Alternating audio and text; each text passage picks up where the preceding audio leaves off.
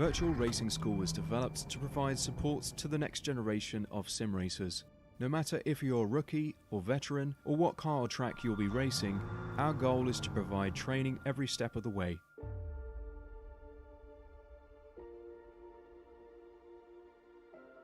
We found that iRacing can be quite difficult without proper training. There needed to be a way to prepare for on-track racing. With VRS, you can literally learn from the best sim racers in the world, including four-time NASCAR iRacing World Champion Ray Alfalla. And Ray Alfalla is a four-time champion of the NASCAR Peak Antifreeze iRacing Series. Three-time iRacing Grand Prix World Champion Martin Kroenke. Martin Kroenke becomes a three-time world champion. Rallycross World Champion Mitchell de Jong. Mitchell de Jong is now champion for the iRacing Rallycross World Championship Series. And many other top sim racers. Data packs include everything you need to start learning. Our World Championship coaches create the data packs by setting a hot lap or a series of fast laps for you to compare, analyze, and replicate. Data packs also include a tutorial where the coach points out techniques they use to hit the fast lap. This gives you access to the latest driving techniques and setups before you even hit the track. Sign up for a free account and download the VRS telemetry logger. With this application running seamlessly in the background, your laps automatically start syncing to the VRS website. From there, you can analyze and compare two laps of your choice, whether it's your data, the coaches, or your teammates. VRS will automatically target improvement opportunities so you can get up to speed even faster. VRS also makes it easy for you to request and schedule one-on-one or group coaching sessions. These sessions can range from 30 to 90 minutes, and you can select the car, track, and setup combination of your choice. Visit virtualracingschool.com today to sign up and get started.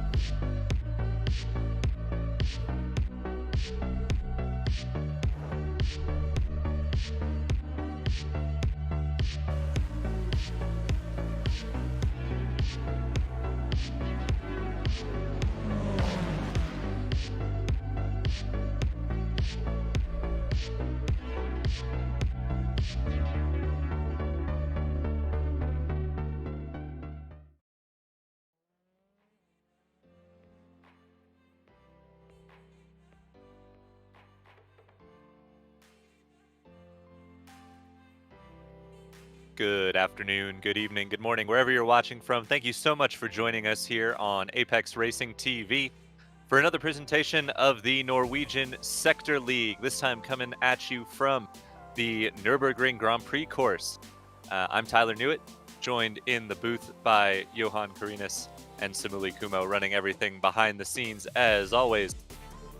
We had a tremendous show for you last time out with this league at Circuit de Catalunya in Barcelona, which saw Grebstad and Scarrett take wins in the respective races. We'll have to see if they can repeat. Well, we know Grebstad won't repeat because he is not currently in the session. We'll have to see if Scarrett can repeat. It was chaos in the reverse grid race, Johan, last time out. Eight driver reverse meant that the top eight didn't really make it out alive in that one. It was drivers coming from outside of that reverse grid to claim the top spots in the reverse grid last time out. Yeah, it was definitely interesting to say the very least. That opening of that race was a bit more than we bargained for, to put it that way. And if I'm looking at how practice went on this track, it's going to be interesting here as well. Lots of opportunities for drivers to get very close to one another in the turns. Some very tight hairpins here at the Nurburgring Grand Prix tracker. So looking forward to see what the drivers have in store for us. Absolutely. There you see winner of the feature race last time out, Alexander Scarrett, on screen. Qualifying just starting for these guys. It's individual qualifying. They'll have 4 laps to get a lap done. So while they are on their first qualifying laps, let's pull up the championship standings and let you know how things stand here in the Norwegian Sector League Blue Sector with, this is the penultimate round, so we've got 4 races to go. And Kayla Larson currently leads the field by a relatively comfortable 19 points over Simon Brunstad. Gestrombakken, Scarrett, and Haim all within striking distance, though it'll be a tall order for anyone towards the back end of that top 5 to make something happen. Behind them, Nilsson, Grebstad, obviously not here, Wislof and Area a little bit further back, probably out of striking distance for the championship, but keep an eye on them looking to move their way up the championship order in the race today. So those are your top finishers. There's the back end of the standings. 28 drivers, 24 drivers signed up to race today, so good to see the participation staying strong throughout the season. There's some of the other drivers who have only done a few races. And on down to the bottom. So qualifying as it stands right now, drivers just coming around to complete their first lap momentarily. There is Jim Slastad. He is probably the furthest along at the moment, got out of the pits the quickest. We'll see what sort of time he can put down when he crosses the line. A 1:51.8. So that's the time to beat. That's actually Hans Morgan Nilsson. Slastad put in a 53.4. And just like that, Kayla Larson goes a second quicker than Alexander Scarrett with a 1:50.5. So that's the time to beat from Larson. Christian Hendon goes second. And we'll see these times continue to roll in.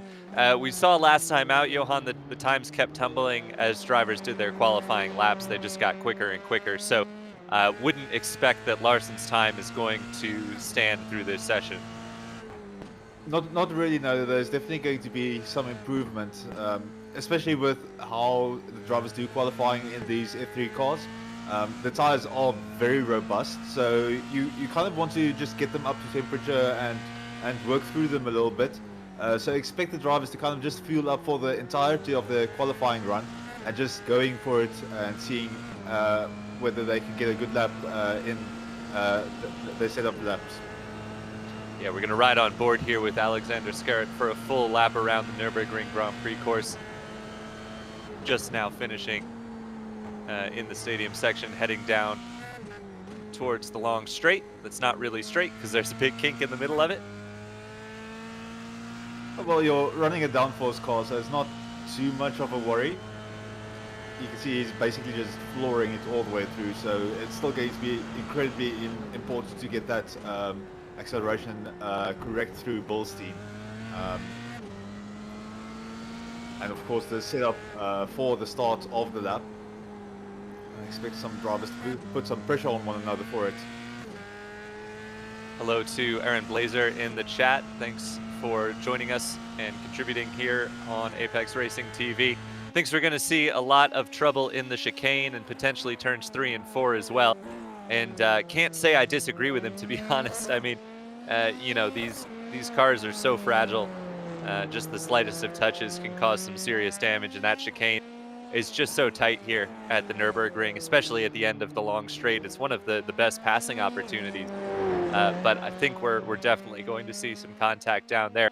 Lap 2 in the books for most of the drivers. Steinbretten goes to the top. He said Larson's time probably not going to stand, and indeed it hasn't. So Steinbretten currently quickest with 2 laps down, but expect those times to keep tumbling. In fact, Larson went quicker that lap by almost half a second. So definitely everybody out there still improving. At this point, most of the drivers have set a qualifying time. The first lap around, we saw half the field or so had not. Easily done picking up a 1X around here.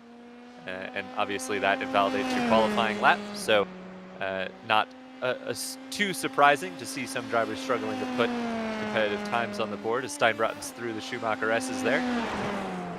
Looking to improve on his current time. Not seeing a ton of purple sectors out there.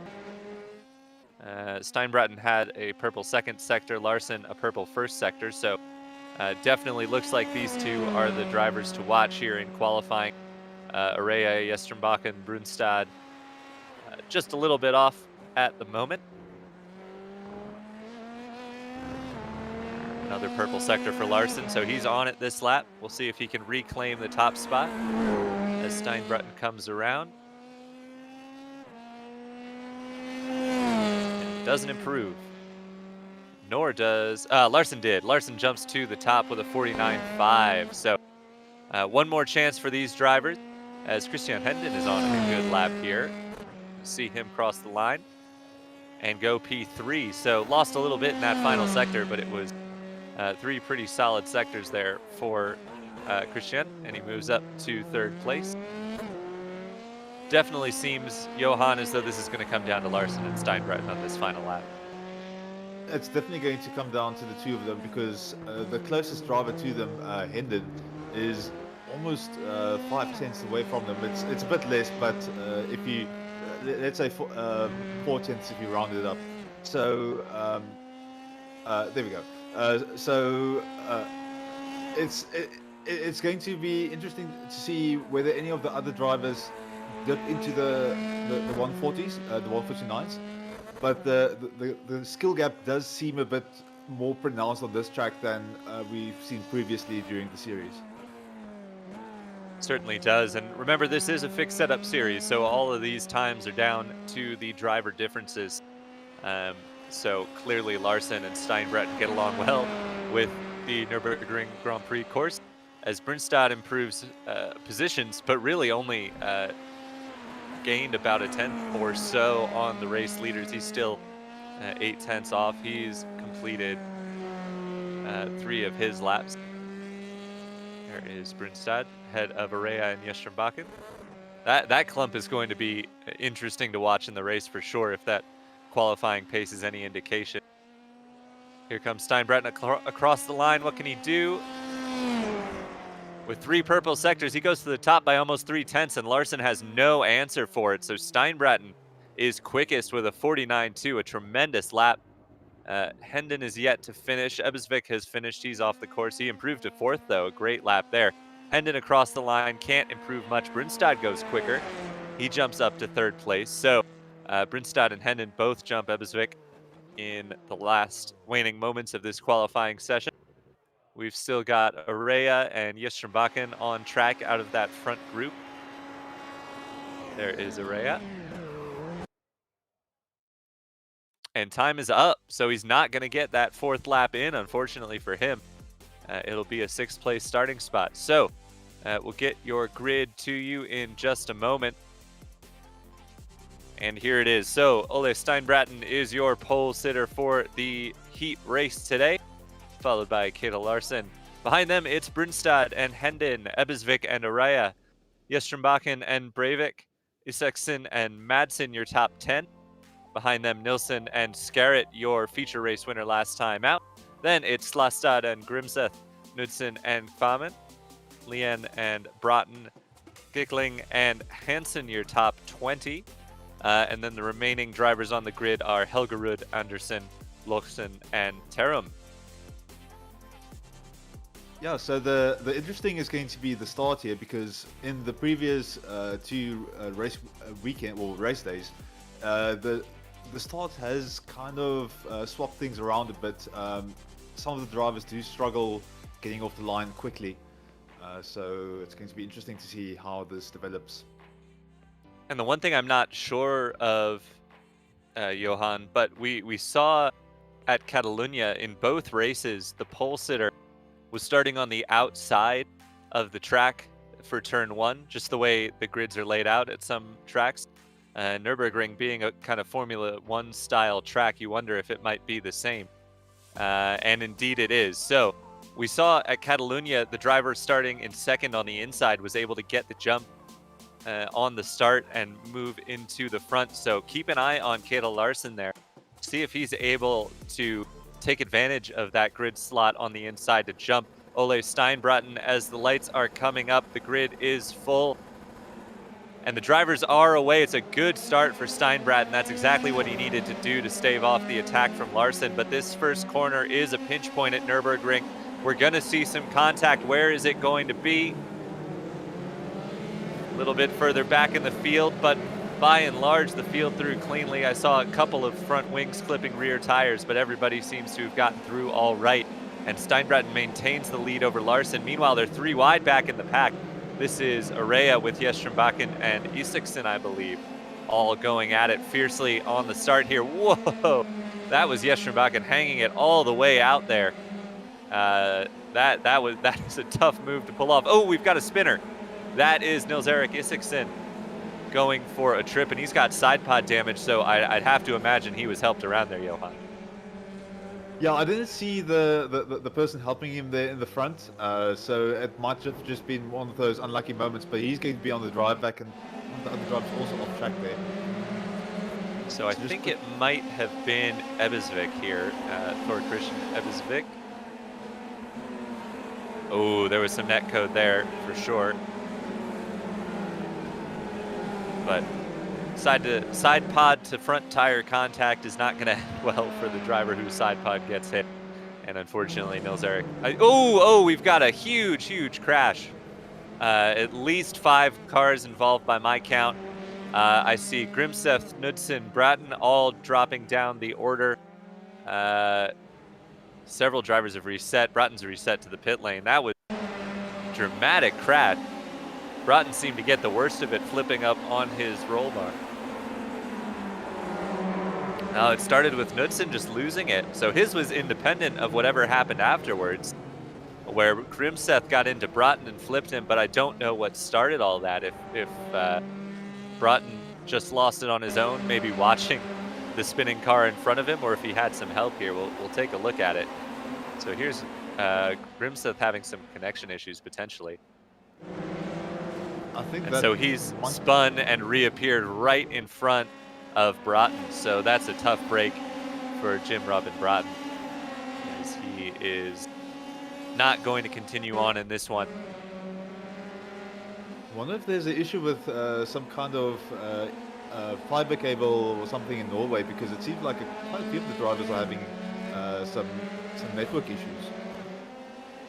And it's tough to say. It's a part of online racing that everybody has to deal with, as we see this battle for second place. And somewhere while we were watching all the chaos, Simon Brunstad has gotten past Kayla Larson for second place. So Brunstad on the charge. He wants to take this race 1 win. Of course, the other position to watch out for is P8 with an 8-car reverse for the feature race, currently held by Vidar Madsen. But as we saw in Catalonia, things can change rather quickly back around the transfer spot, or the reverse pole spot, as it were.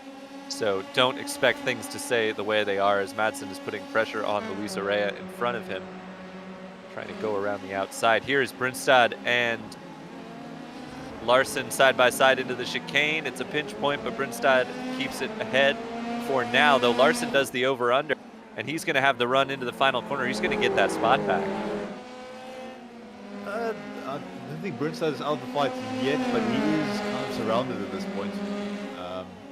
So he's going to try and see if he can maybe outbreak it on the inside, but it's going to be very difficult. He doesn't... Well, he's pulled ahead slightly. Yeah, the IGL Coatings e-racing team with a number of drivers up towards the front, including Larson and Christian Hendon, who we ride on board with. We saw this to some extent at Catalonia, although I think there was some contact between teammates in this team and others as well. So definitely the team, no team championship, at least that I'm aware of, but definitely, you know these team drivers are in communications with each other. It's something you really want to keep an eye on as the battles unfold. And Brunstad at the moment finds himself in a bit of an IGL Coating sandwich there in 3rd place between Hendon and Larson. So we'll see how that plays out. It's a 1 car between, that is Ebbesvik, Jestrenbakken, the next IGL car a little bit further down the road. And so I'm still keeping an eye here on Ebbesvik. I'm just curious to see what he's going to try and do here, whether he's just going to try and play it safe, or whether he's actually going to work his way up the grid, because at the moment he's kind of in the middle of things as it goes in terms of the reverse grid. 5 minutes down, 10 minutes left. He still has an opportunity to do something here. but you do not want to throw away that result. So maybe rather play it safe, keep an eye out for opportunities, and then maybe see if you can do a bit more damage during the race itself. Yeah, meanwhile out front, we haven't seen much of him, but Steinbratton continues to put down fastest laps. He's opened up almost 4 seconds with Larson and Brunstad fighting behind him. So Steinbratton putting up a torrid pace out in front of this field. Clearly wants to win this race. Here's the battle for 9th place, one off the reverse grid pole. This is Breivik and Hans-Morgan Nilsson going at it. And Breivik just hangs on to that one at the moment. But they're both going to have to catch up to Luis Araya if they want to start on pole for the feature. Yeah, they're going to have to put their foot down a little bit. Araya in a fairly solid position here, but I think he might be trying to gun for that 7th position. As you've said, it's a bit better to be on the inside for that start grid, especially if you're comfortable with getting the starts done correctly. So he's gonna maybe try and fight a little bit more. Madsen coming under pressure here from Araya, trying to throw the tail there, but they're gonna run nice and deep on the outside. Yeah, we saw Madsen take this spot in this exact corner a few laps ago. Araya wants to take the position back. Araya was a podium finisher in the feature race last time out, so definitely a strong contender here, but not able to get the move done on Madsen. Obviously, we've already talked about it at length, but Araya doesn't want to throw away a chance at a great start in the reverse grid, battling extra hard here. But by the same token, these are all racers. They all want to be fighting for every position they can get. So you know he's going to keep putting pressure on Madsen. It's another fastest lap. Here's trouble back in the pack. Hansen and Lien getting into each other. They both continue on, neither diving for the pit lane yet. And something else. So here is the replay. Is it a late lunge into the chicane, or did Lien lose it and Hansen the unfortunate bite? No, they both lost it independently. My goodness. Some synchronized spinning there. But the good news is, because of that, they don't have any damage. They didn't hit each other, so they can both continue on. But that was an impressive Olympic-level display of synchronized spinning. One of those Bottas sympathy spins from last year in Turkey. But they've gotten on the way again. I was just a bit careful when they went Nilsson off track, unfortunately, nearly missing some of the other cars. Ooh, that's a scary rejoin. Yeah, he timed it well, because that was the gap, but if he had had a little more trouble getting going, it could have been tough for, I think it was Gickling who was coming through. Meanwhile, at the front, Larson has started to close that gap to Steinbratton down. Just set the fastest lap of the race, did Kayla Larson. So he's gotten away from Simon Brunstad now, who you see under pressure from Hendon. And that has allowed Larson to set off after Steinbratton. He doesn't have a ton of time to do it. With a nearly 2-minute lap here, I have to believe there's only going to be 3, potentially 4 more laps, probably 3 more laps, as Hendon gets the move done on Brunstad, or does he? Brunstad tries to hang around the outside. That's not going to work. Hendon runs him all the way to the grass, and that's position 3 done and dusted. So Hendon on to the podium for now. See if Brunstad can get it back before this race is all set. Yeah, that was pushed out so close to the edge, but that's the thing about this pit stretch. If you can get control of that inside, it's so advantageous. Brunstad's still trying to hold on here, but he's going to see if he can find a gap somewhere. He's just hanging in there for now, but I think he had the right idea on the main stretch. it's difficult with these elevation changes and the acceleration of these cars. Lots of drivers kind of losing it when they're a bit too over-eager on the throttle. But Brewster's doing an extremely good job of following this closely. Can't imagine the pressure that Hendon is feeling right now. And it's really all turned around because the lap before we saw Hendon putting tremendous pressure on Brunstad. And now Brunstad, the one giving the pressure. I don't think he's close enough, no he's not, to make a lunge into the chicane. But he carries on putting the pressure on Hendon.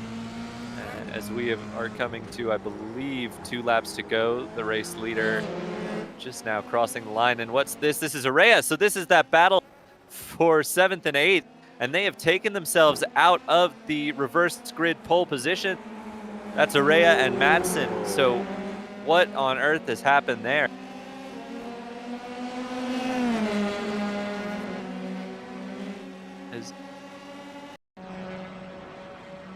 So Araya is in front at this, so he's gotten the move done on Madsen.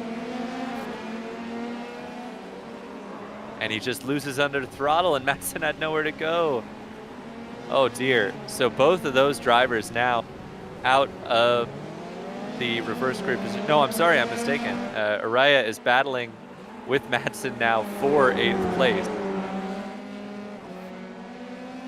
So we're gonna have another replay. Something apparently has happened into turn 1 as well. So you have to believe it's something happening to Slastad. What a lunge by Araya. Gets the move done. They're 3 wide, and I think Slastad was wrong place, wrong time as he gets pushed wide by Madsen. So Araya hangs on to the reverse grid pole position, but now has Madsen still breathing down his neck, and the additional pressure from Kvamen, Slastad, Skaret, Giggling all there and in with a shout.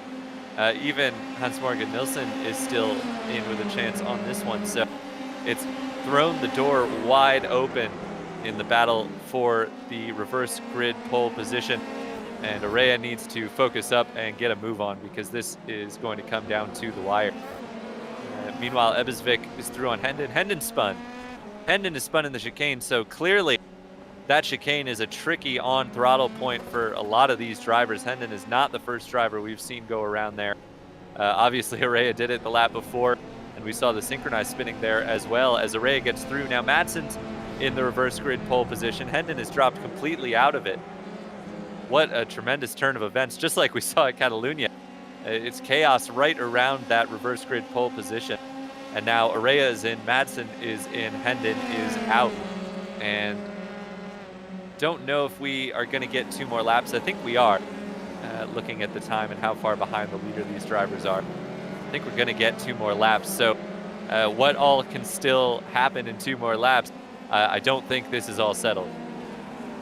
No, definitely not, especially with that last chicane. And the tricky thing that you saw, Hendon was very attentive on it. Oh, that's a spin for Giggling. So continued dramas in this group. Giggling is now probably out of contention for that 8th place. It seems like any chicane on this track is just absolute madness on, when you're trying to get on throttle. Slastad, right? Oh, sorry, not Slastad. Yeah, Slastad and Skaret right in the thick of things. Late defensive maneuver there from Slastad, trying to prevent Skaret from going through. This is the battle for 10th. Kvamen is the man looking to make something happen with that reverse grid pole position. He's teammates to Araya and Brunstad ahead. Don't know if they'll be helping him at all or he's on his own here, but Kvamen will be looking to move forward. But we ride on board with Slastad looking back at Skaret, fighting for 10th and probably seeing their chances of getting in on that reverse grid slipping away as Skaret makes the dive to the inside. He's gonna have the run into the braking zone, but can he hold it? We know this chicane has been trouble. Slastad's late on the brakes. There's tire smoke up ahead. I think that was Kvamen locking up, but the move is done by Skaret, and Hendon is through as well. Slastad drops now back behind Nilsson. So positions continuing to change here, but the critical one not changing. That is the position for the reverse grid pole. 8th place as Madsen holds on, and now has opened up almost a 1.5 seconds over Kvamen. So Madsen trying to make that happen as the drivers are on their last lap. Larson was not able to close in on Steinbrat, and that gap is back up to 4.5 seconds. So everything pretty stratified at the front. Brunstad's got a little gap on Ebbesvik. Ebbesvik has a little over a second on Yesterbakken. And then a big gap back to Breivik, who's got about 5 seconds to Araya. And that's where we pick up this battle. Actually, Araya's gotten himself pretty well clear of Madsen, so clearly got the pace here to secure that 7th place and a front row start in race number 2. It's looking very solid. I'm just looking at Slaughter. I can't imagine how frustrated he is at the moment, because he's kind of lost out a bit with people spinning and rejoining the track in front of him. Looking at Common in position 9, going to come under pressure, but you can just see the immense gap that Steinbart has opened up to the rest of the pack there. It's 4.5 seconds for just 15 minutes of running. That's very, very impressive. So he's going to come across the line in first position, and I can only imagine that Larson is going to secure that. And there you can see him in the background there. So job well done for Steinbart there. He's going to be position 8. But now this is going to be a battle between Krom and Hendon. And it's not over by any means, as Hendon is through on Kvamen. It looks as though Madsen is safe up ahead in that 8th place. But position still changing hands back here. I don't think we're done yet. Kvamen tries to get the run out of the final corner. He's not going to. The driver that does have the run, I believe, is Nilsson, but the run to the line just a little too short. Nilsson settles for 12th place. So dramatic racing there for the transfer spot. Back here, we still have a few drivers needing to cross the line. There's Nils-Erik Isaksen. We saw his early troubles. I think he was the first driver to go spinning off, but certainly not the last. He recovers to 16th.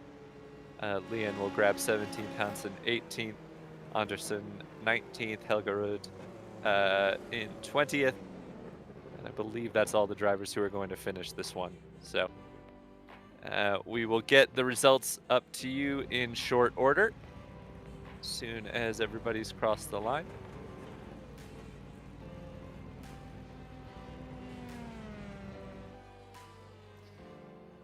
Just Helgerud still to cross the line. There he is, a beautiful helicopter shot here of Helgerud lining the final corner. He goes across the line, and that'll do it for heat race number 1 for the Norwegian Sector League at the Nurburgring. Here are the results for race number 1. Ole Steinbraten with a commanding victory. He secures the heat race win. Behind him was Larson and Brunstad rounding out the podium. Then Ebbesvik, Yesterbakken, Breivik, and we certainly well covered the battle for the final transfer spot as Araya and Madsen will start on the front row for race number 2.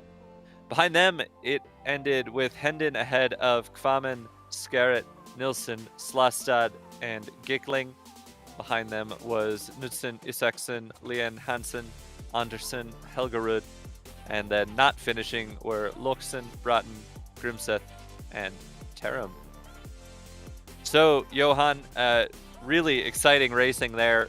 I think we're going to see some chaos at the front, it has to be said. We saw it at Catalunya. We've seen it before in reverse grid races around the world. It's going to be interesting. It's definitely going to be interesting, and I think now for the race start, if some of the drivers are going to run fairly cautious into turn 1, which I would expect some of them to do, they're going to lose out immensely in that Mercedes arena. And we saw how easy it is to kind of push a driver out on turn 1. That inside line being absolutely dominant. So I think once they get out of that Mercedes arena, it's going to be nice to see how they've settled. But it's going to be a very, very stressful start for the drivers, especially for those in the front 8 of the grid. Absolutely. Well, we've got a brief moment we're going to throw to an ad for one of our supporters here on Apex Racing TV, and we will join you for the start of race number 2.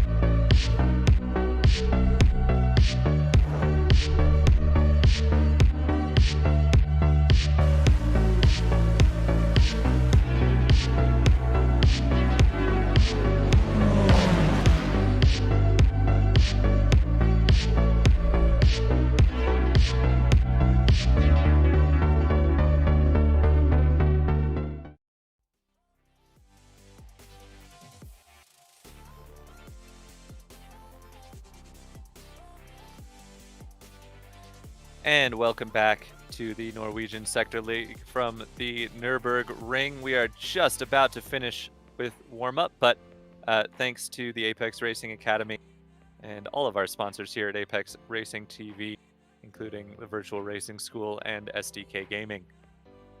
Well, we are just about set to get on the grid here. As we've mentioned, it'll be Vidar Madsen and Luis Araya on the pole, the front row for this race. It's going to be quite the run down into turn 1. Here is your grid. Madsen from Araya, then Breivik, Jestrenbakken, Evesvik, Brunstad, Larson, and Steinbratten, the full reverse. Then it's Hendon, Kvamen, Skarret, Nilsson, Slastad, Gickling, Knudsen, Isaksen, Leon, Hansen, Andersen, Helgerud, Luxen, Bratton, Grimseth, and Taram, your starting grid. So Taram did not take the start in race number 1. Don't know if we're going to see him take the start in race number 2. At the moment, we're just waiting on Bratton to grid up, but there are the lights. We are about to get underway for the feature race here. And away they go. Madsen got a good jump there. Will he be able to hold off Araya into turn number 1? Will everyone keep it orderly behind them? It doesn't look like it. They're battling side by side. So far, so good, though. 3 wide at places, but everybody keeping their distance. Man, what a neat and orderly way through turn number 1. You don't see that often at the Nurburgring, but they've done it twice here. Really impressive driving by everybody. Still 3 wide as they work their way through the stadium. But it looks as though everyone's been sorted, so it's still Madsen from Araya from Jestrenbakken. Then it is Ebesvik. The big loser on the start was Øyvind Breivik, who finds himself back in 7th place, down 4 spots from his 3rd place starting position.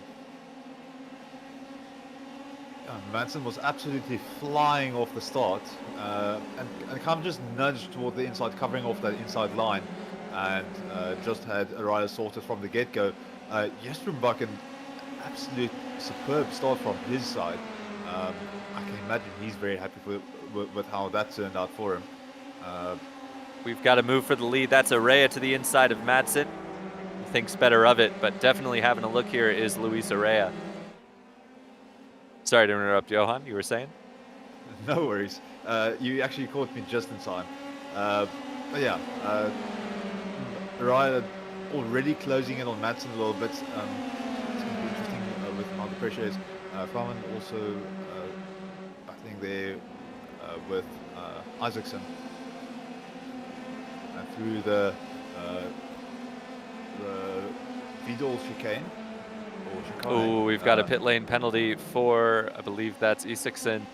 So a jump start, perhaps. He was up 4 places from his starting position, so have to believe that's a jump start for Isaksen. Leon is also in the pit lane, I'm showing. So a couple of drivers with jump starts there, and they will drop down through the order. Here's a move.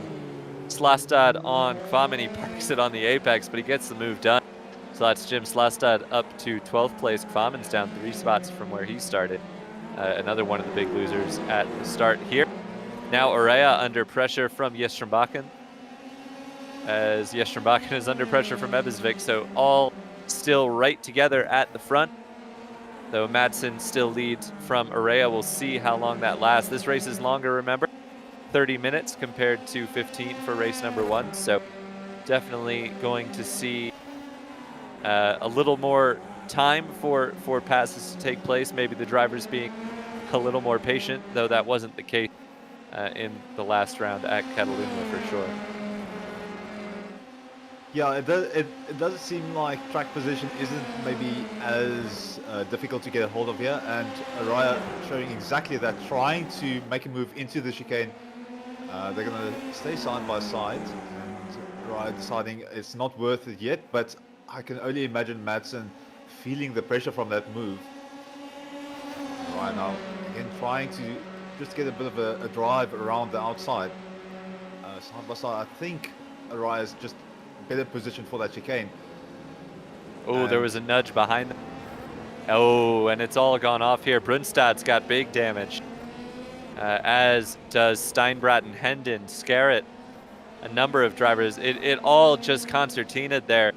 It was Araya making the move on Madsen. Madsen had to check up because Araya took a slower entry. That is a ton of damage for Simon Brunstad. Not what he wanted to see in this feature race, but Madsen had to check up because Araya was slower into the chicane than he expected. He got rear-ended by, I believe, it was Yestrombakken, I want to say. And that basically spun Yestrombakken, parked it in the middle of the chicane, and that was just a recipe for disaster. So big changes at the front of the field as Kayla Larson moves into third place. After all that, behind Madsen and Araya, who are steering clear of the trouble. Ebbesvik has managed to go through unscathed. He sits in fourth. Breivik as well, after his poor start, managed to make it through and make up a couple places that he lost. Then behind them, it's a few drivers who were sitting further back at the start of this race. Kvamen, Gickling, Slastad, all up at least 4 places.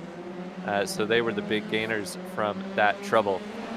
Further back, Helgerud and Grimseth both up double-digit positions, so they are really working their way forward. And now there's contact. That is Gickling getting into the back of Kvamen, and that's going to take both of them out of this one as well. So more trouble towards the front of the field, and it's all setting off early here in the feature race. It's interesting that they're battling this hard right at the start.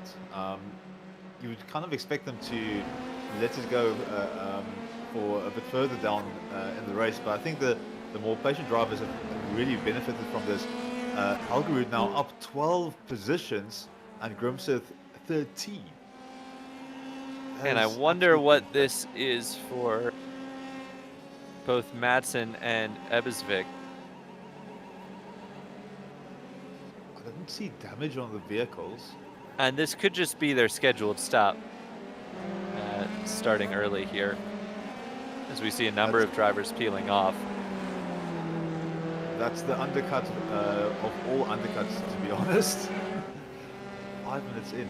Wow. Yeah, definitely early in the race to be making your pit stop, but if you can make it from here, you know, why not? I mean, a number of the quicker drivers have been taken out in incidents, so certainly can't hurt to pit, take yourself out of traffic and try and put in some quick laps.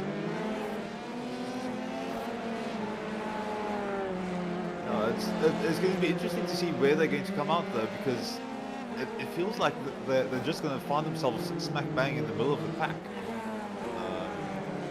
It does seem to be the case for Ebbesvik. Madsen does seem to be pretty well clear of most of the other drivers, but yes, indeed, Ebbesvik is right in behind Luxen for a top 10 position.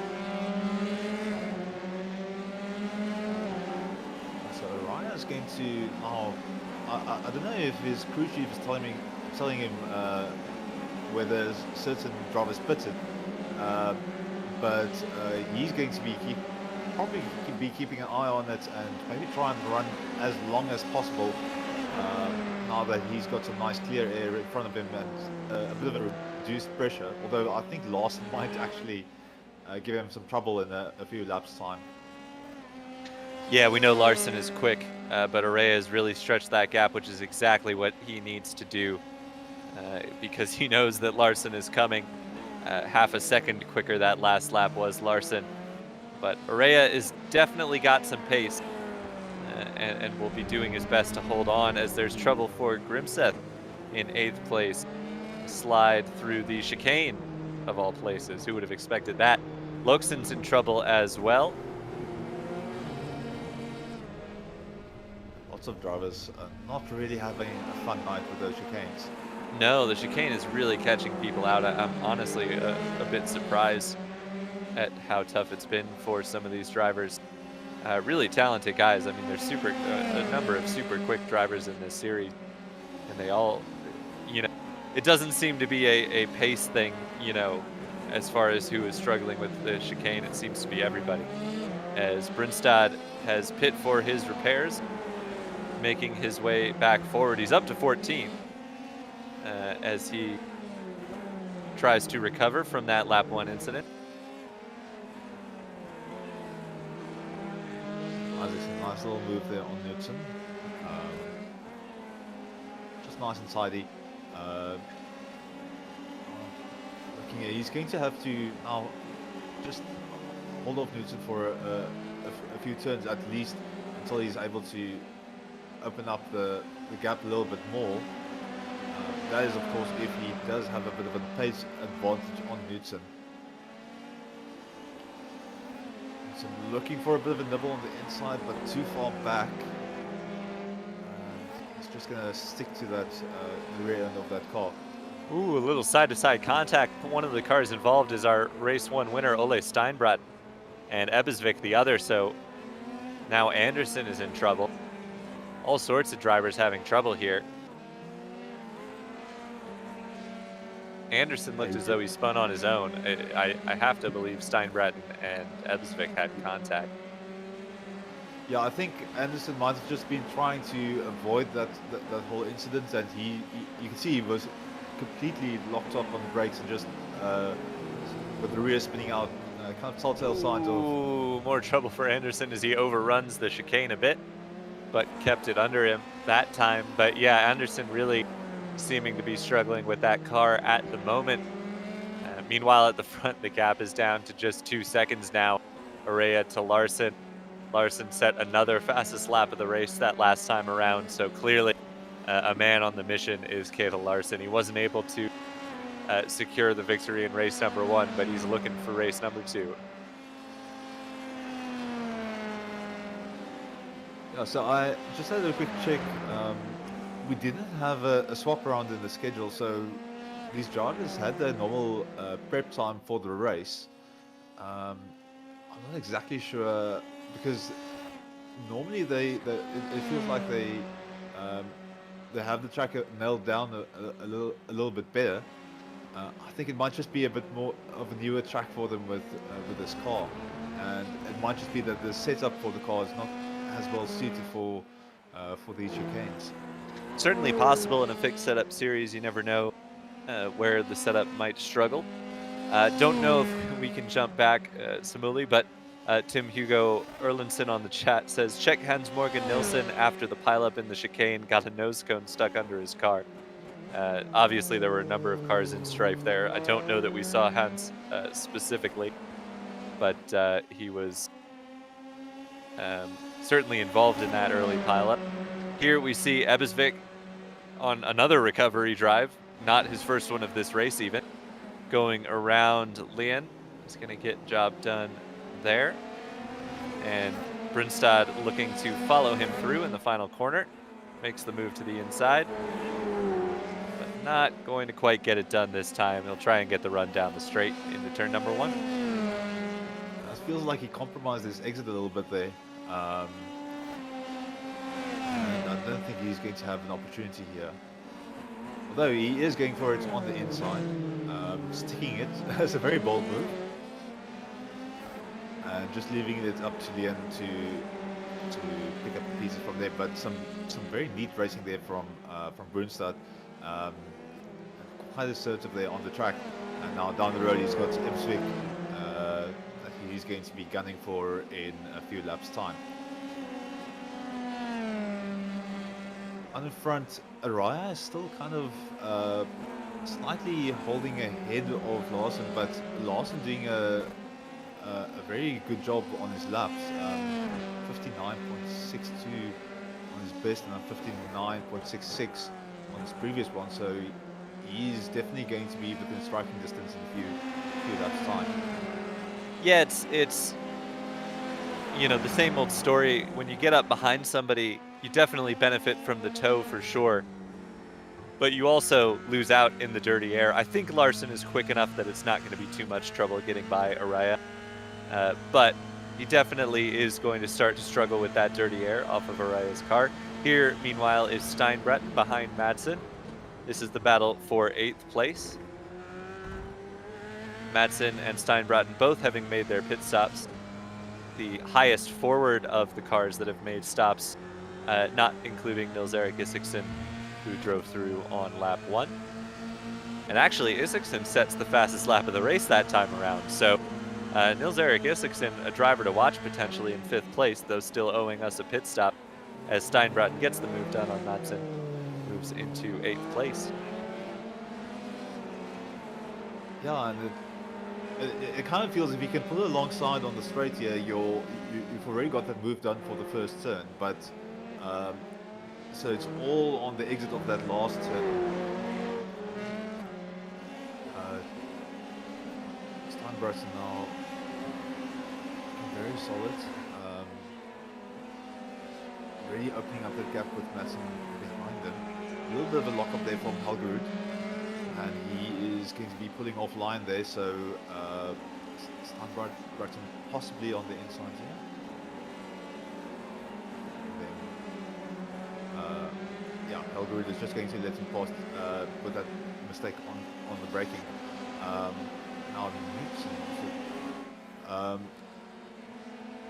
Estrenbacher now with Slot. Slot's behind him. A little bit of a loose rear there on the exit. I think he might have got a bit of a fright from that. Yeah, certainly these cars looking squirrely all over the track as Larson retakes the fastest lap of the race. He's closed that gap down to within a second now. You almost wonder if this position is going to be made up in the pit stops. If we might see one or the other dive to the pit lane and the other run the alternate strategy.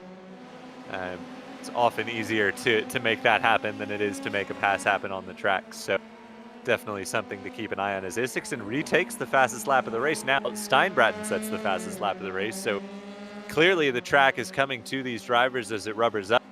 Steinbretten, Isaksen, Larson all setting fastest laps that last time around, with Steinbretten taking point. And Steinbretten is still the furthest ahead of the cars that have stopped. He is some 36 seconds off the race lead. Honestly, if I was one of the cars we're looking at, Araya or Larson, I'd think about coming to the pit lane now. Because if you wait too much longer with the laps that Steinbretten is setting, you risk him jumping you in the pits. And if you pit now, you could potentially come out in front of him. So definitely something these drivers are going to have to consider. Steinbretten almost more than half a second a lap quicker than Araya. So we'll keep an eye here, see if they head for pit lane. Doesn't look like it. But definitely something these drivers are going to want to keep an eye on. It looks as though the total pit lane time is somewhere around about 31, 32 seconds. But that's just pit entry to pit exit. So, we've had a spin for Knudsen. He'll drop into 8th place. That's another spot for Steinbretten. Knudsen was running in 6th, hand spots to Steinbretten, Madsen, and potentially Grimseth as well. Knudsen, Grimseth, Helgerud all owe us pit stops, as do the top 4, as does Isaksen. He's tripped down. Oh, no! Knudsen looked like he locked the rears, and that turned him into Grimseth there. More trouble at the chicane, though, as now Grimseth heads in to make his pit stop. Yeah, he might as well pit after that one. That was very unlucky for Grimseth. He was just basically a passenger in that. Also, I'm wondering if Larson is kind of enjoying a bit of a draft there from Araya just before he comes in, but if he gets held up too much behind Araya, he's going to lose out. Steinbretten now just one position behind Isaacson, and you would expect them to come out at around that point, possibly between Isaacson and Steinbretten, unless you have a superbly fast pit stop. Yeah, remember though that it's not a direct correlation, the gap to the pit lane transit time, because the pit lane time doesn't factor in everything. But yeah, it's going to be interesting to watch for sure, especially as Steinbretten continues to set fastest laps. Another 49.1 that last time around compared to a 49.8 for Araya, 49.7 for Larson. There you see it on your timing. So Larson clearly at this point being held up by Araya, and neither wanting to blink first as far as the pit stops are concerned, as that would likely open up the door for a undercut or overcut. Yeah, the problem is here you're most probably staying on the same set of tires, because you kind of just want to quickly add a bit of fuel and that's it.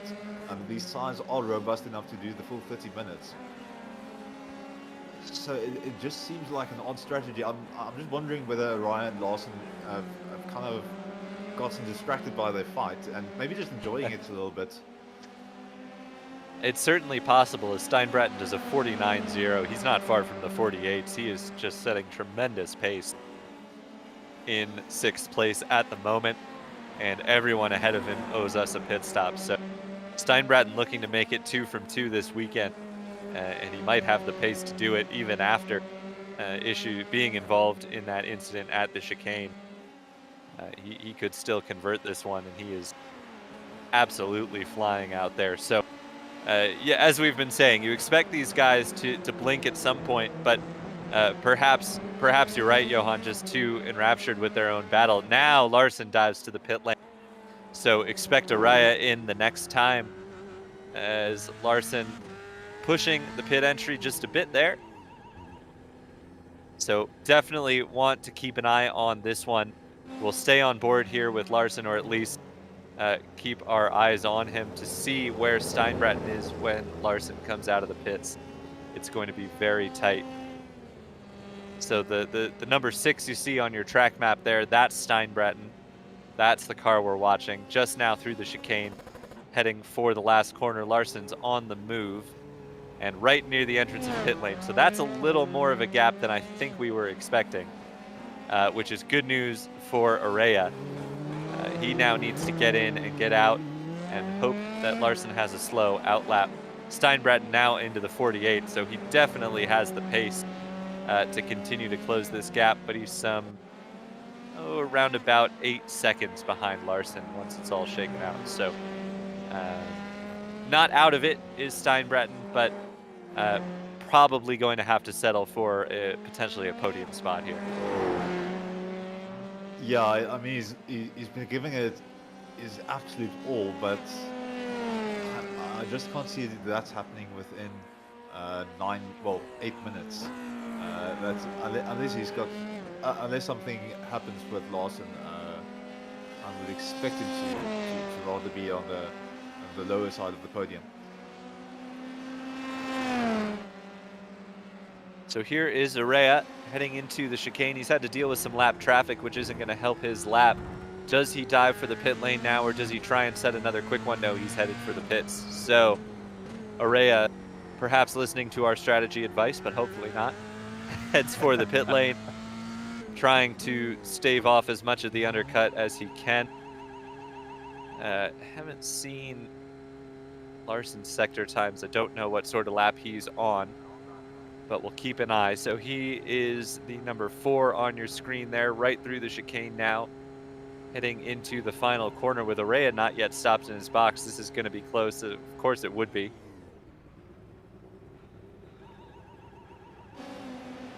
So he's right at the front of the... This is going to be very, very close. There is Larson, there is Araya. They're side by side into turn number 1. Araya late on the brakes, but he's not going to do it. Larson is through. And with the pace he was showing in reeling in Araya, you have to think that that position is pretty well done and dusted there, Johan. Yeah, I think Araya was just out there a bit too long, caught the lap traffic, and that was enough to make a difference. So a bit of a smart move there from Larson. I think he might have gotten a little bit of extra luck there, but very well done there on the overcuts execute.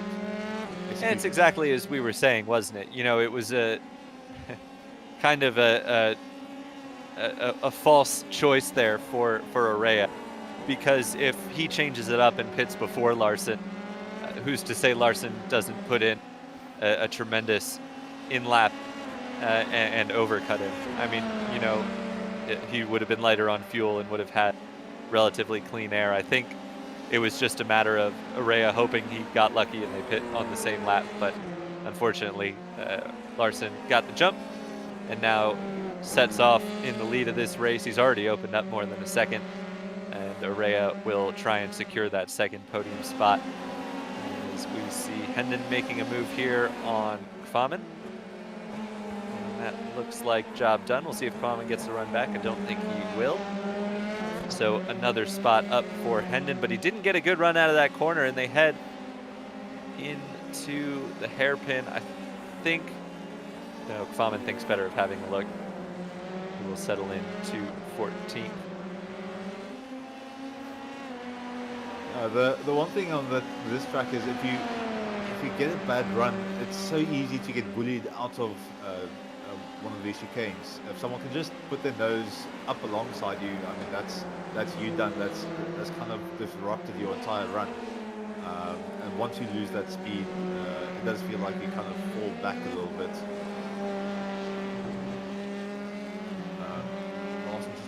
Having an absolute blast out in front. 1.7 seconds opened up to Araya behind him.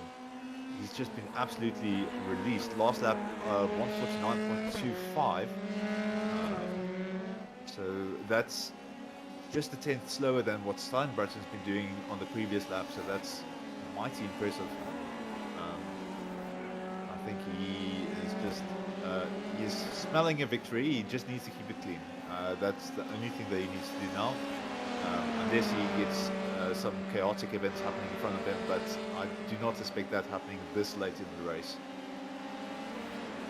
No, it really, I think, would require a tangle with lap traffic or a major mistake. But, you know, with that said, we've seen drivers struggle at the chicane and drivers at the pointy end of the field, so it's not at all impossible for Larson to have a slip up, but definitely with the pace he's got, he'll be trying to stretch a gap so that he can account for any trouble. That is Knudsen in more trouble. Currently 15th. He is about 10 seconds down the road from his teammate Kvamen, so just, I think, going off on his own there. Don't know that he had any help. The next car behind him is Kayla Larson. As it's another fastest lap for Steinbratten, another 48.7. Wow, that is a super quick lap, and you just wonder what could have been had Steinbratten not gotten caught up in somebody else's issue at the chicane. He might have been well clear of this field, but instead finds himself about 7 seconds behind Kayla Larson at the front, and without enough time to close that down. We're just coming up to 3 minutes remaining. So likely, just looking at where he is on the lap, it'll either be 1 or 2 more laps. We'll keep an eye on Larson here to see when he crosses the line. I think he might get the white flag this time around, but we'll have to wait and see. But at the moment, he's now opened it up to almost 2 seconds over Araya. We still haven't seen Isaksen pit, so perhaps that trip down pit lane was not for a jump start. That was a strategy call, maybe taking himself out of the chaos, because Isaksen is holding on to the final podium place here and is clear of Steinbratten. So we'll have to wait and see if he does make a trip down pit lane before this race is over. Or if he's in position to secure the final podium spot. if that was the case, that's going to be mightily impressive, because then he might have predicted that there was going to be chaos, and just thought, okay, he's going to put himself behind all of the chaos and just drive from there. I mean, he's done a superb job if he's going to be able to finish like this. So it's very tight at the line, but I'm pretty sure we're going to get 2 more laps here. Especially since that was Isaksen and not Larson. Similar looking cars, so I was a little confused there.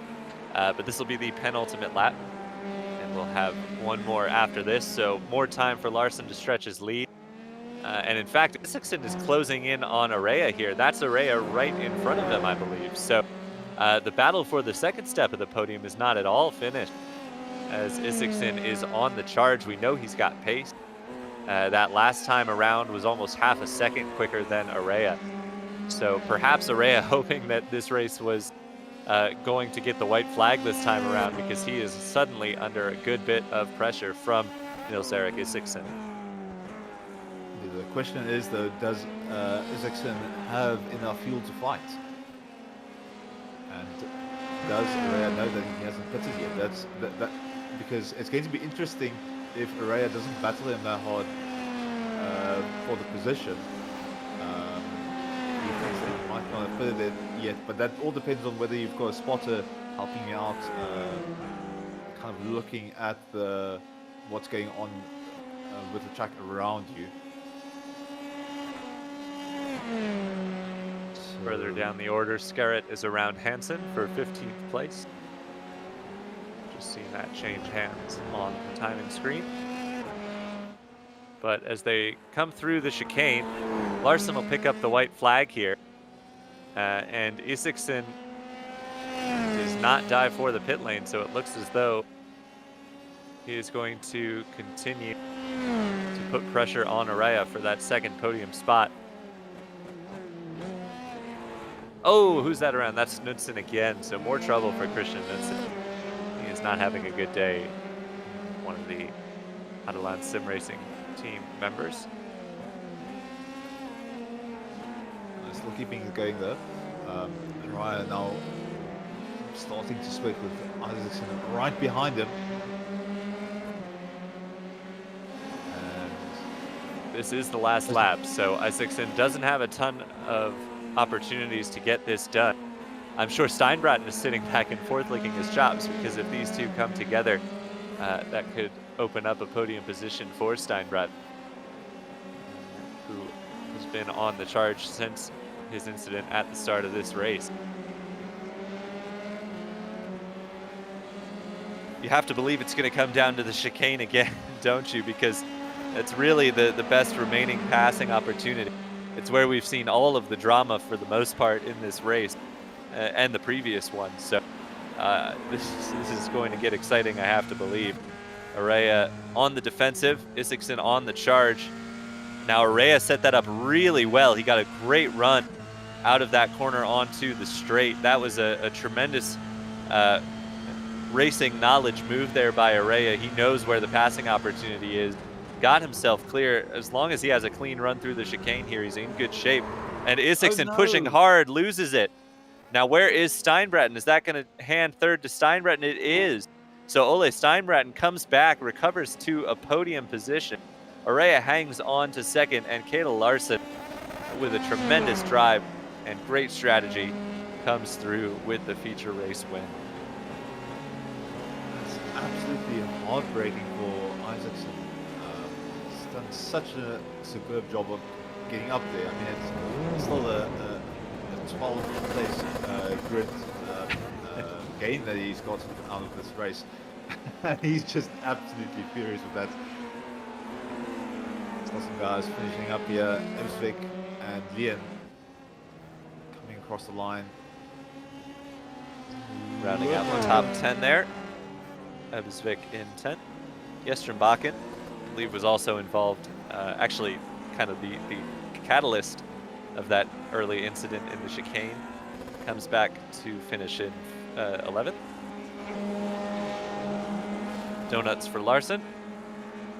And I think Araya as well next to him.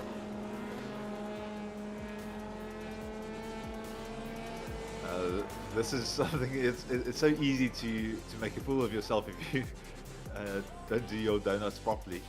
Last time I tried doing them, I popped both my rear tires, but No, that's doing them properly.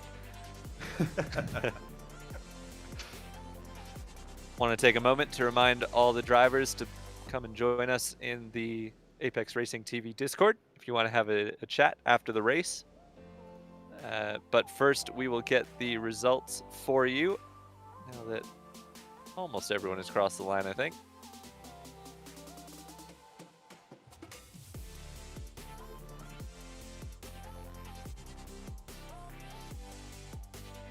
And there they are. So Kayla Larson, a second and a first, just so close to the best day you can have. Obviously would have liked to grab the win in race number 1 too, but he will settle for the race 2 win. Luis Arrea with another podium position in the feature race, as he did last week, grabs second. Ole Steinbraten recovers from trouble to finish in third. Clearly had the pace to dominate this weekend. Will have to settle for just the final step of the podium in the feature race. Nils-Erik Isaksen, you saw his spin on the last lap, pushing hard for that second place. Unfortunately settles for fourth. Behind them, Vidar Madsen, who started on pole for this race. Then Breivik, Brunstad, Nilsson, Lian, Ebbesvik, your top 10. Gjestrembakken, Slastad, Hendon, Famen, Skarret, Hansen, Grimseth, Knudsen, Helgerud, Andersen, Gickling, Loksen, Bratton, and Taram, your field. Bratton and Taram not taking the start in the feature race. We've got some drivers filtering in, but first, Johan, thoughts from another extremely exciting feature race. We kind of called it a little bit, though I'm not sure. Again, I'm not sure it was the reverse grid that did it. It was just drivers really going for it. yeah, I think this time the track was really kind of conducive to some upsets around the field, kind of swapping everyone around, and some really interesting racing. I think there were some big winners and some big losers today, especially there at the start. So I still feel kind of heartbroken for Isaacson. I mean, he's been fighting for it really hard, but that 12th place grid gain over the entirety of the race, I mean, that is superb, especially with the rather unorthodox strategy, but I mean, it definitely worked for him. So I'm curious as to see whether that was intentional or whether he had to take some kind of penalty or something. Yeah, definitely interesting. Missed Craig Salter subscribing to Apex Racing TV. Thanks so much, Craig. And I'd like to invite everyone to subscribe to our YouTube channel. It really helps us out, and you won't miss another great race like this one. Now we have some drivers in the interview waiting area. I am going to grab our feature race winner and runner-up in race number 1, Kayla Larson. How are you? Yeah, I'm fine, thank you. How are you? I am doing great. It was a tremendous race there between you and Luis. That was quite the battle. Was it always the plan to pit when you did, or was that some tactical genius to get the undercut there? Oh, I was thinking about it, and I was looking at the times of the people behind me, and I thought that I had two more laps left in the tank. And then I thought, if he's not pitting now, I'm going to pit. So I pushed really hard on that outlap, and I managed to pass him in the pits. So that was really good. It was certainly an impressive outlap to get the jump on him, because he was definitely pushing as well. As far as race number 1 goes, you just didn't quite have the pace of Steinbraten. Did you saw you setting some quick laps, but eventually had to settle for it? Had you been able to stay in his tow, do you think you would have had a fight to put up, or was it just a matter of making sure you secured second place? Well, I was in the three first laps. I was fighting a bit with Seaman So I lost a bit of time to Ole, but Ole was really fast, and if you see the lap times in the feature race as well. So maybe if I got his toe, maybe I could kept up with him. But I saw I was catching a little bit, but then it started to get risky. Doing some small mistakes. So no, why not settle for second place and good points in the championship? Absolutely, the reasonable approach there for sure. One more round to go at the Red Bull Ring. Tremendous track. I have to believe it'll be a lot of fun in these cars. Is that one you're looking forward to? Yeah, for sure. We had this race there not long ago, so I know the track really well. So I think it will be a fun race as well. And if Ole, Steven, and Luis, they're gonna make a show, I think. Absolutely, as you certainly did this time around. Well, do you have anyone else you'd like to give a shout out to before we let you go? Yeah, of course, my family, my girlfriend, and at least my team. Without them, I wouldn't be here. So thanks to EGL Coatings. So yeah, let's go for it. Awesome. Well, congratulations once again on your feature race win and a tremendous race weekend. And we'll see you next time. Kayla Larson. Thank you. And Johan, I am going to grab our race 1 winner and pole sitter for you, Ole Steinbraten. Hello, Steinbraten. So, just want to ask, how do you feel about that that second race start? I mean, that was I would say a bit of a rough one, but you seem to really fight back quite well from that. What was that? What was that like for you, just from your perspective? Yeah, my plan was just to take it a bit easy at the start, and yeah, there was a pileup in the chicane, so sadly I got rear-ended, but it was a bit of my fault as well because I had to overslow way too much. But I happily could get into the pits quite quickly and get a false repair and just charge on as hard as I could for the rest of the race. And then near the end, I mean, you were absolutely flying. I think you were doing 148s, a higher 148 at some point. Were you trying to push just to see where you would end up, or was that kind of your race pace that you expected?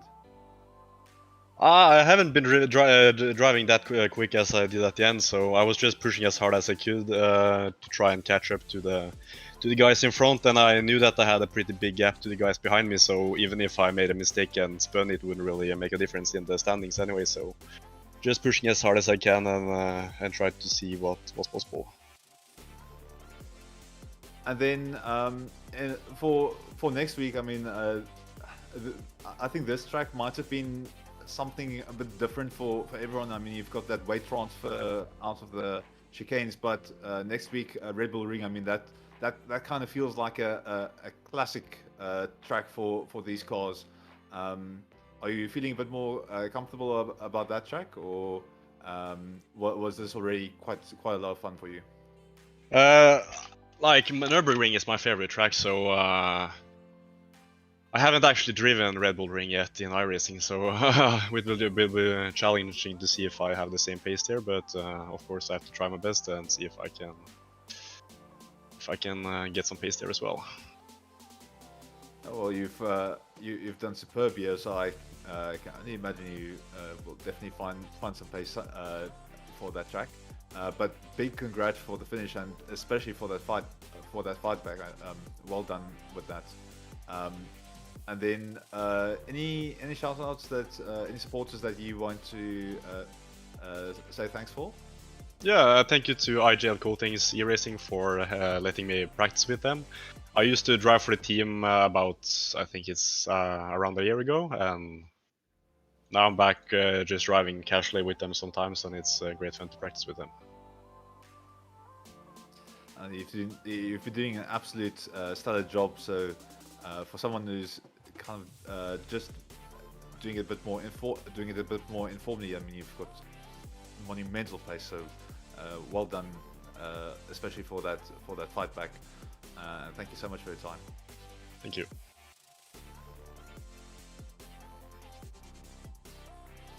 Okay, Tyler, I think we've got Araya there. I don't know if you want to maybe have a quick word with him.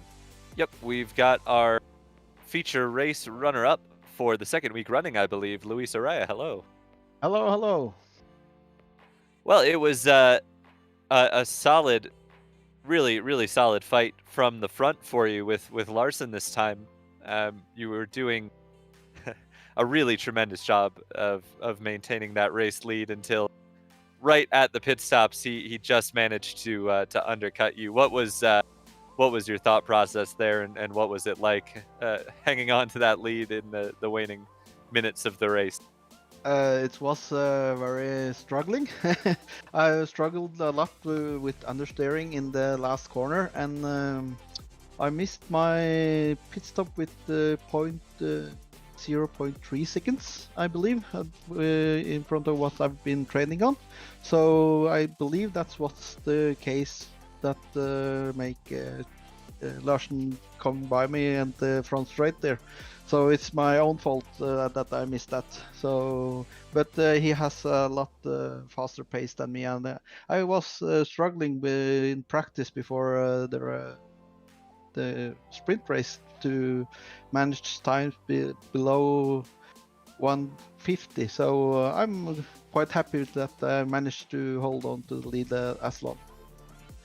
Yeah, it was a really solid effort. We saw quite a lot of chaos at the chicane today, including at the very start of that feature race. Were you aware at all of what was going on behind you? Were your teammates telling you, or were you just focusing forward? I was only focusing forward. I saw it in the replay now, just before you brought me in here. That was quite a good mess there. Absolutely. So... And just wanted to ask as well, we saw in the first race you had a great battle for that final reverse grid pole position with Madsen. That was really exciting as well. Are you, when you're battling with Madsen, are you aware at all that you're fighting for the reverse grid pole, or are you just, a position is a position? No, I'm just thinking that position is a position, and I saw it on the last turn that I was in the 7th position and Madsen was 8th. I messed it up a couple of laps before, so yeah, I was lucky there as well. That we didn't work as much, that we both could continue. So definitely. Yeah. Next up, one more round at the Red Bull Ring. Is that a track you look forward to? Is it marked on your calendar? It's marked on the calendar, but I only driven around 10 laps on it, so I need to put down some training sessions before that. Absolutely. Well, Luis, anyone you'd like to give a shout out to before we let you go? My teammates and Simon Brunstad. He's a good teammate of mine, and the other guys, Geir and Christian. And the people at home that let me do this for fun. So yeah, and to you as well that make your time to produce this very nice broadcast. Awesome, thank you. Well, congratulations once again on your tremendous podium position, and we'll see you next time out at the Red Bull Ring, Luis Araya. We'll hope so. Yeah. So thank you. And speaking of Simon Brunstad, he is next up in the interview queue for you, Johan. Yeah, welcome, Simon. Hello again. Welcome back, and yeah, that start of of race number 2. I mean, that was absolute chaos. I'm not exactly sure how close you were to that when that happened. Your results kind of say that you avoided it slightly, but I mean, started 6th in the 7th. You're probably still very happy with how that went. Well, not really. I should have just gone straight in. I mean, I saw that there was something going on in the chicane as I was coming towards it. So I should have just took the side road and dealt with the slowdown instead. I would have been fighting for a podium, I think, if I had avoided that 3-wheel drive to the pits. Oh wait, you were the car that that car was an absolute piece. I don't know how you got to the pits. Forgive Johan Seaman, it was a busy race. That was not the only chaos. But yes, we certainly remember your limping back to the pit lane. Yeah, and from there, I mean, it was just like the feature race on Catalonia. It was just damage control, trying to get as many points as possible. Unfortunately, Kjetil got away, and he's pretty much got a hand on the trophy now. I went in and looked at the league scores for now, and Yesterbucken, unfortunately, I was in front of him in the finish, so I maintained the second place in the championship. So I guess I got to be happy with that. But we still got Rebel Ring, which I've driven very little, so that'll be exciting to say the least. Yeah, I think there's still a few surprises left to happen in this series. I mean, we kind of didn't expect the level of chaos that we got from this race, but yeah, the guys will still be fighting quite hard. So I can expect some interesting situations coming up from there. But yeah, superb good job for fighting back from that position. Sorry, I kind of got confused with the cars at the start. But yeah, superb job. And then in terms of the preparation for Rebel Ring, any special preparation that you're doing for the last race, or are you kind of just doing your usual practice? Probably a lot more than I did for this race, that's for sure. I've been coaching a lot of other drivers for this race. Among them, the guy that finished ahead of me, Eivind Breivik, he did pretty well, so I'm very happy with that. And I got two guys that I was coaching on the podium last time as well, so something's going on, I guess. And yeah, but I'm gonna pull on my ego hat for Red Bull Ring and really try to get up to pace. I haven't really driven a lot there before, so yeah, just gotta put the hours in, I guess. Yeah, it's definitely it's a super fun track to drive with downforce cars from my experience. Granted, I've got experience in the prototypes, not the F3 cars. And then in terms of, I mean, this is kind of the preparation for the nationals. Are you going to take part in that, or? Oh yeah. Yeah, I was probably the second guy to sign up, I think. So we're off to a good start. But yeah, the national start a week after we finish on Red Bull Ring. But we will also be racing on Red Bull Ring in the national series. So I'll have to see it as preparation for that as well. Definitely agree, and it's good to have a little bit of a race practice, especially with the guys that you'll be racing against. So yeah, that's definitely going to be quite exciting to watch you guys race. Anyone supporting you that you want to give a shout out for, or anyone you want to say thanks to? Yeah, of course, you guys, as always, making a show for us, or commentating on the show, I guess. And my team with Lewis, Guy, and Christian, who are great to train with. And yeah, my coaches, Suelio and Misha. So the usual suspects, like I used to say. Yeah, I want to correct you. The people putting on the show are you guys. I mean, it's an absolute pleasure watching you guys race. And yeah, it's definitely been some high level racing. So that's been superb. But thank you so much for your time, and good luck for that preparation for Red Bull Ring. Yeah, thanks, Joan. I'll see you in a couple of weeks. And that'll be all the interviews we have time for here today. But before we go, I want to take a moment to let you know what is coming up on Apex Racing TV. It's that exciting time of the year where we're getting the weekly series that follow the iRacing starting up once again. So first up for that is the Apex Racing Academy Porsche Cup Championship with the new Porsche Cup car. Very exciting. That will be coming your way tomorrow at the same time as this race was today. So that's 7 p.m. UTC. That's going to be at Charlotte Roval. Also coming your way tomorrow, a couple hours after that, will be the Radical Racing Challenge week 1 at the Red Bull Ring. So if you want a little preview for what you might be seeing in the Norwegian Sector League at the Red Bull Ring, check out the Radicals, because it's a new track, and I haven't, I haven't watched a ton of races, but I've driven a few cars around there, and it is always good racing. After that is the Apex Racing Academy Formula 3 VRS Super Series, which is just as much of a mouthful as it was when it was first launched. Round 8 will be coming your way on Saturday. Also on Saturday, the Formula 3.5 Championship Week 1 at Okayama is coming on Saturday, as I said. Then on Sunday, the Wave Italy Apex Racing League GT Championship season finale from Sebring. Definitely want to tune in for the conclusion of that.